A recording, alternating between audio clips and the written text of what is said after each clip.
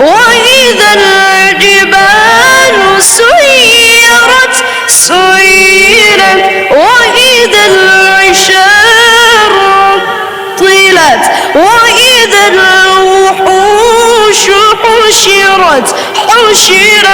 حشرت وإذا البحار سجرت وإذا